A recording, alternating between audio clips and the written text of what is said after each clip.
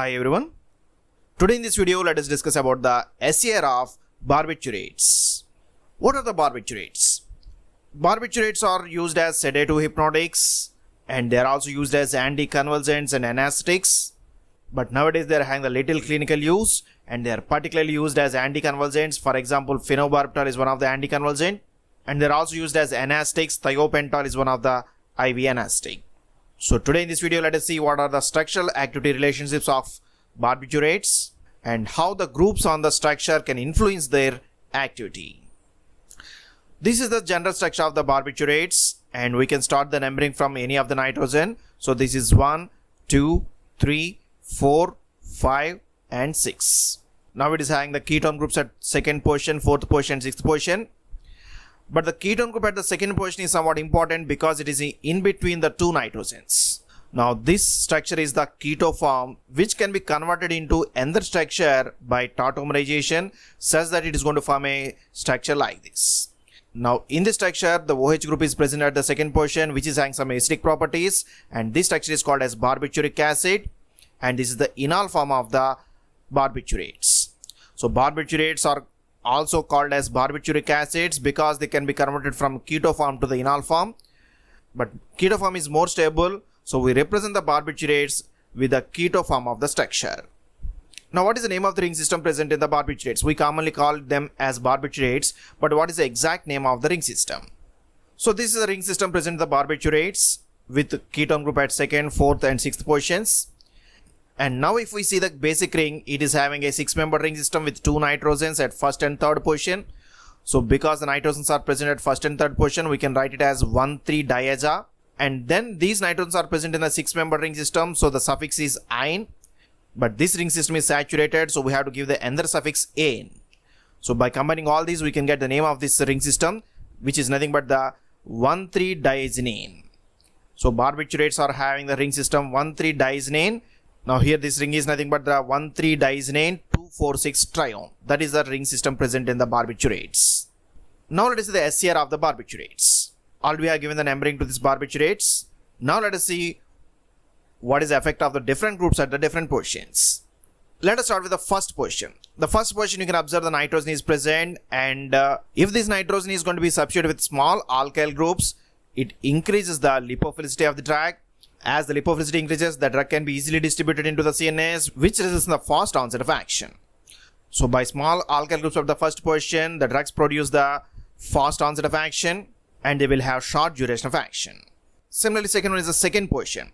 At the second position, we can observe a ketone group is present, but if here oxygen is going to be replaced with a sulfur, that is a thio group at the second position, results in the very high lipophilicity, which results in the very fast onset of action. But because of high lipophilicity, they will have very short duration of action. So as the lipophilicity increases, the drugs will have fast onset of action, but they will have very short duration of action. So one of the examples is a thiopental, which is having a sulfur at the second position, and because of high lipophilicity is having a very fast onset of action, but short duration of action. That's why it is classified as ultra short acting barbiturate. And next one is the fifth position. This is very important, which influences the distribution of the drug in the body.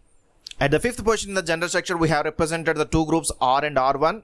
So at the fifth position, the barbiturate should be disubstituted.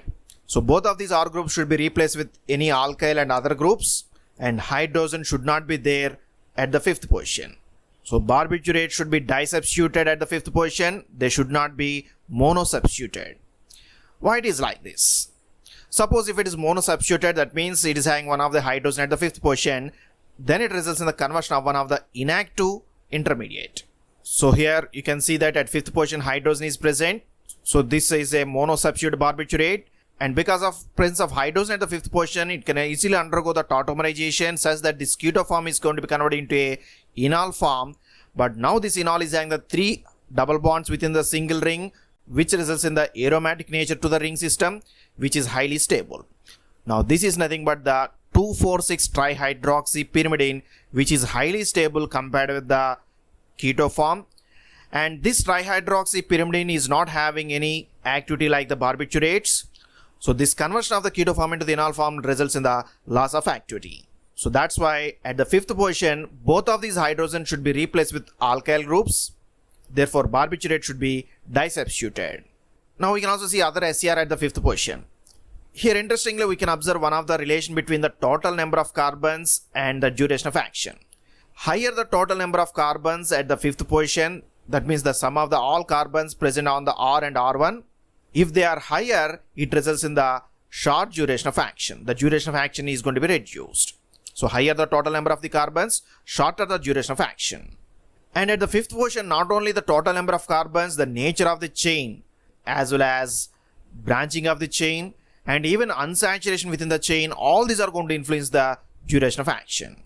So what are the chains at the fifth position are going to influence the lipophilicity? As the lipophilicity increases, the duration of action decreases. Now let us see the classification of the barbiturates. Barbiturates can be classified into 4 categories based on their duration of action. The first one is the long acting and second one is the intermediate acting. The long acting drugs are the phenobarbital, phenobarbital and barbital.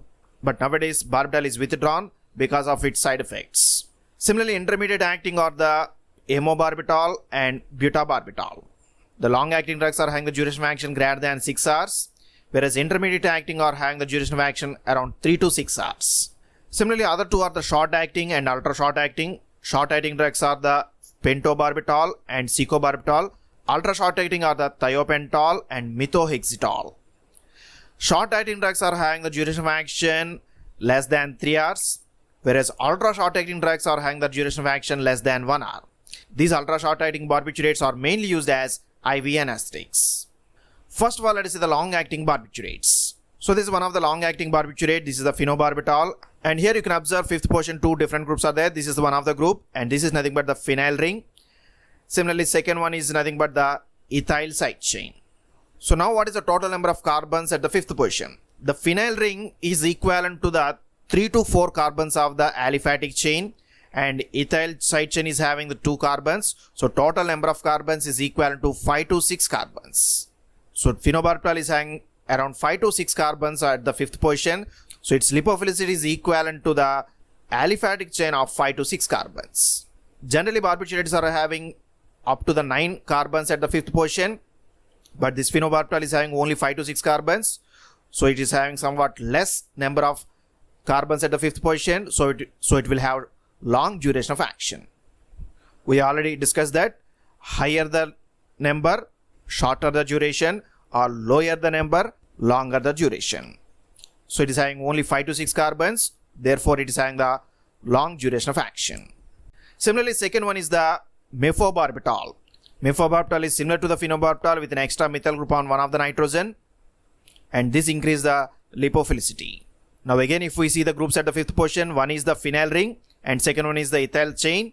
So again, the total number of carbons 3 to 4 for phenyl and 2 for ethyl. So total number of carbons is 5 to 6. So phenobarbital is again having the long duration of action. Next one is the intermediate acting barbiturates. So this is one of the drug which is the phenobarbital. This drug is having at the fifth position again 2 side chains. One of the side chain is the isopentyl side chain and second one is the ethyl side chain. So isopentyl means it is having the 5 carbons and ethyl is having 2 carbons. So 5 plus 2 it is totally having 7 carbons compared with the phenobarbital which is having around 6 carbons. Phenobarbital is having more number of carbons. It is having the 7 carbons at the fifth position which increase the lipophilicity, thereby duration of action somewhat reduced.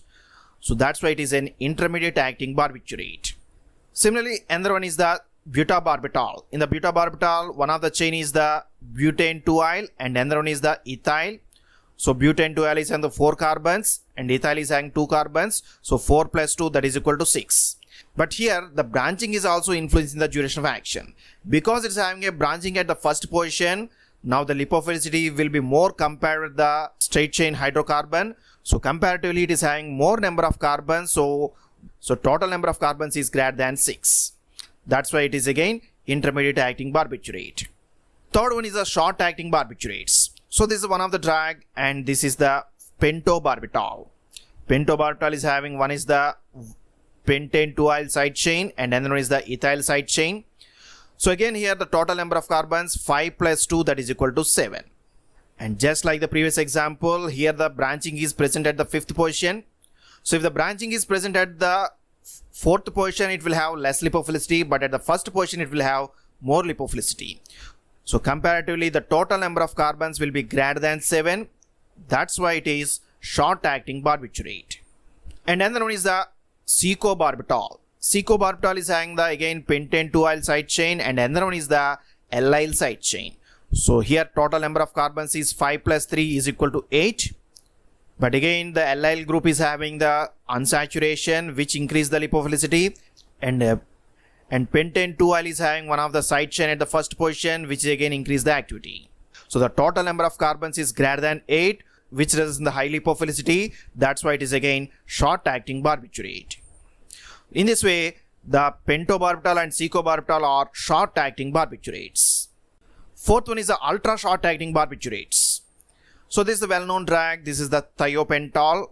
Now in the thiopental, one of the chain is the pentane 2-allyl. This pentane 2-allyl can also be called as 1-methyl-butyl.